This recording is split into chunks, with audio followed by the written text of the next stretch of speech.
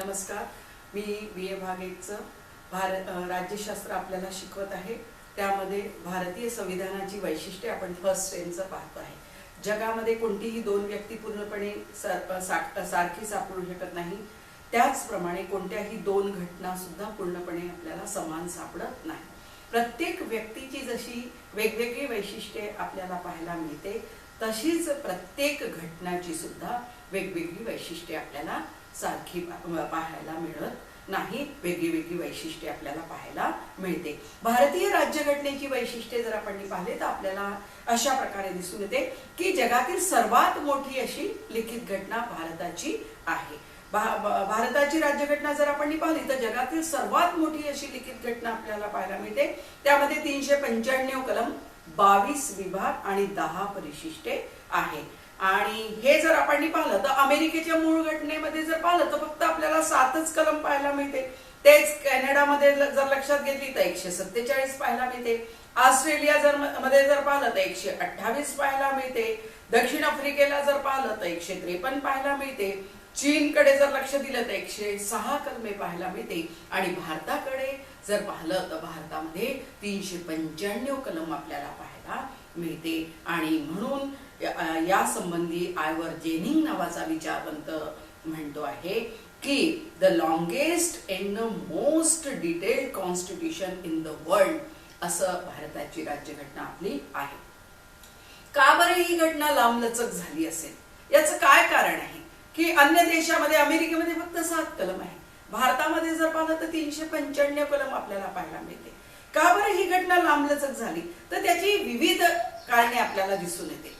कारण की आपल्या भारतीय राज्यघटनेमध्ये आपण पाहिलं तर केंद्र शासन व घटक राज्य शासन व्यवस्था याचं तपशीलवार, या दोन्ही शासन संस्थेचं तपशीलवार वर्णन करण्यात आलेलं आहे. नागरिकांच्या मूलभूत हक्कांचं तपशीलवार वर्णन करण्यात आलेले आहे. तसंच राज्यनीतीचे मार्गदर्शक तत्वे, एक अभिनव प्रकरण आपल्याला भारतीय राज्यघटनेमध्ये पाहायला मिळते. मग भारताची वैशिष्ट्यपूर्ण परिस्थिती आहे, त्याच्यामुळे सुद्धा भारताची राज्यघटना ही लांबलचक झालेली आहे. उदाहरणार्थ आपण पाहतोय की अधिकृत भाषेकरता आपल्याकडे 9 कलम खर्च करण्यात आलेली आहे. मागासलेल्या जाती व जमाती करता 13 कलम खर्च करण्यात आलेली आहे. आणि केंद्र व शासनाच्या नोकर वर्गाकरता आपण पाहतो आहे की आपल्याकडे 16 कलम खर्च करण्यात आलेले आहे.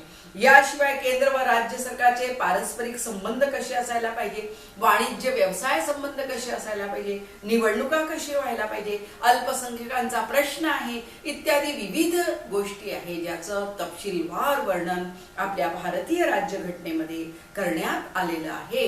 आणि म्हणून आपण पाहतो आहे की भारताची राज्यघटना जगातील सर्वात मोठी अशी लिखित घटना झालेली आहे. म्हणजे पहिलं वैशिष्ट्य आपण पाहिलं की भारताची राज्यघटना जगातील ही सर्वात मोठी अशी लिखित घटना आहे. दुसरं आपण पाहतोय की घटना दुरुस्तीची अभिनव प्रकृती आहे किंवा अभिनव पद्धती आपल्याला पाहायला मिळते. संविधानामध्ये वेगळ्या प्रकारे घटना दुरुस्तीची पद्धती आपल्याकडे सांगण्यात आलेली आहे. पहिला आपण पाहतोय की काही घटना दुरुस्ती अशी आहे की जे संसदेच्या साध्या बहुमताने काही विशिष्ट कलमांमध्ये बदल केल्या जाऊ शकतो. उदाहरणार्थ घटक राज्याचं नाव बदलायचं असेल, केंद्र शासित प्रदेशांना घटक राज्याचा दर्जा द्यायचा असेल, घटक राज्याच्या विनंतीवरनं एखाद्या जर घटक राज्यातील विधान परिषद हे सभागृह जर समाप्त करायचं असेल किंवा निर्माण करायचं असेल तर इथे आपण पाहतोय की फक्त संसदेच्या साध्या बहुमताने ही घटना दुरुस्ती केली जाऊ शकते. दुसरं आपण पाहतोय की संसदेच्या दोन्ही सभागृहाच्या 2/3 बहुमताने संविधानाच्या काही विशिष्ट कलमांमध्ये बदल करता येते. उदाहरणार्थ मूलभूत अधिकारामध्ये जर काही बदल करायचा असेल, धोरण निर्देशक तत्वांमध्ये जर काही बदल करायचा असेल तर यामध्ये संसदेच्या विशेष बहुमताची म्हणजे 2/3 बहुमताची आवश्यकता असते.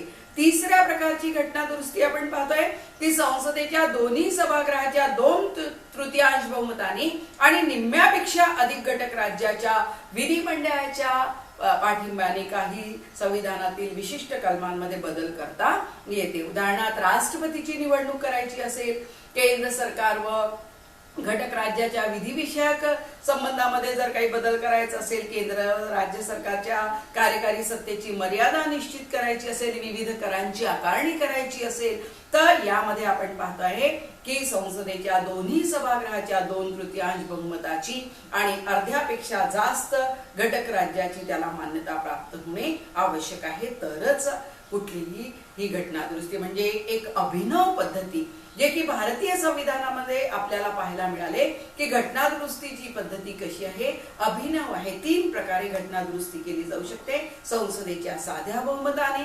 संसदेच्या विशेष बहुमताने म्हणजे 2/3 बहुमताने, आणि तिसरा आपण पाहतो आहे की संसदेच्या 2/3 बहुमताने आणि अर्ध्यापेक्षा जास्त घटक राज्याच्या विधिमंडळाच्या मान्यतेने काही घटना दुरुस्ती केली जाऊ शकते। मग दुसरं वैशिष्ट्य आपण पाहतो आहे, तिसरं वैशिष्ट्य आहे आपलं की धर्मनिरपेक्ष राज्य। मूळ घटनेमध्ये भारताचे वर्णन धर्मनिरपेक्ष राज्य असे केले नव्हते। घटनेमध्ये 42वी घटना दुरुस्ती करण्यात आली आणि त्यामध्ये उद्देश पत्रिकेमध्ये दुरुस्ती करून भारताचे वर्णन सार्वभौम समाजवादी धर्मनिरपेक्ष प्रजासत्ताक गणराज्य असे करण्यात आलेले आहे। जुन्या काळी आपण आपल्याच देशामध्ये पाहिलं तर राज्य आणि धर्म यांचा निश्चित संबंध असा राहत होता।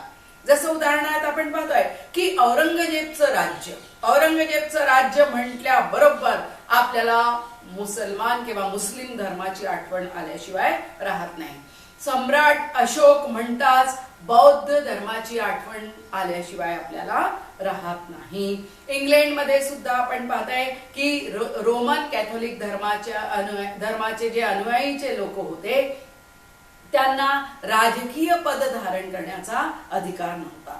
इंग्लंडमध्ये आज सुद्धा राजा चर्चचा संरक्षक मानला जातो आणि इकडे पाकिस्तानमध्ये सुद्धा आपण लक्ष दिलं तर आपल्याला दिसून येते की तिथे सुद्धा धर्मनिरपेक्षता मान्य करण्यात आलेली नाही। तिथे आजही लोक म्हणतात इस्लाम के आदर्शों के अनुसार चलने वाला शासन असं म्हटलं जातात आणि त्या अनुषंगानेच वागण्याचा प्रयत्न ते लोक करतात। म्हणून भारताने या बाबतीत एक मोठी कामगिरी केलेली आहे की ऐतिहासिक कामगिरी आपण ज्याला म्हणू शकतो की धर्मनिरपेक्षताचे तत्व स्वीकारलेले आहे।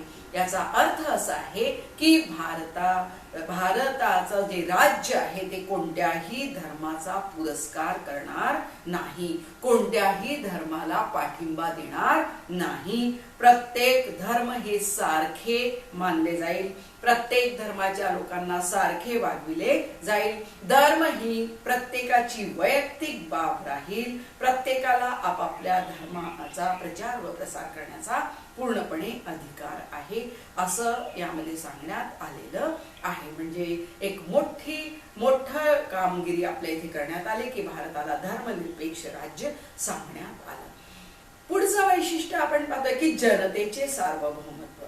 ही घटना पूर्णपणे जनतेची असल्याचं मान्य केलेलं आहे। म्हणजे या घटनेमध्ये पूर्णपणे सार्वभौमत्व मान्य करण्यात आलेले आहे, तेही कोणाचं? जनतेचं। जनता ही पूर्णपणे सार्वभौम आहे। याचा अर्थ काय? तर 2 प्रकारे आपण अर्थ इथे घेऊ शकतो की जनतेचा सार्वभौमत्व म्हणजे काय, तर घटना ही जनतेने निर्माण केलेली आहे। पहिला असं आपल्याला दिसून येते की घटना ही जनतेने निर्माण केलेली आहे। जरी आपली घटना समितीने मान्य करण्यात आली असली किंवा घटना समितीने मान्य केली असली तरीही ही घटना जनतेने निर्माण केलेली आहे म्हटलं जाते। कारण की उद्देश पत्रिकेमध्ये पहिलाच वाक्य आपल्याला दिसून येते की आम्ही भारतीय जनता, म्हणजे आम्ही भारतीय जनतेच्या वतीने ही घटना काय करत आहोत? मान्य करत आहोत। दुसरा अर्थ जनतेच्या सार्वभौमत्वाचा असा घेतला जातो की बदल करण्याची अंतिम सत्ता ही कोणाकडे आहे? जनतेकडे आहे। तांत्रिक दृष्ट्या घटनेमध्ये बदल करण्याचा अधिकार संसद व राज्य विधिमंडळाला आहे। त्याचे सभासद हे घटनेमध्ये बदल करत असतात.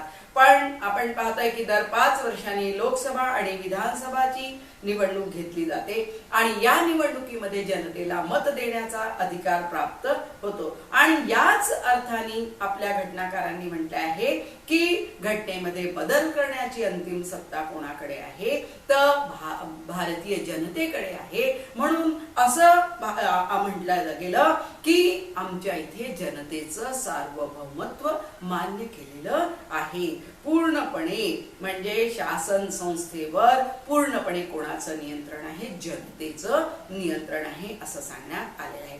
पुढचं वैशिष्ट्य आपल्याला दिसून येते की संसदीय शासन व्यवस्था आपल्या इथे निर्माण करण्यात आली आहे. आता जिथेही संसदीय शासन पद्धती आहे त्याला ओळखायचं कसं की संसदीय शासन पद्धती काय, तर संसदीय शासन पद्धती जिथे आहे तिथे 2 वैशिष्ट्ये आपल्याला दिसून येते. एक तर नाममात्र शासन प्रमुख असतो आणि दुसरा वास्तविक शासन प्रमुख असतो. आणि नाममात्र शासन प्रमुख आणि वास्तविक शासन प्रमुख जिथे असतात तिथे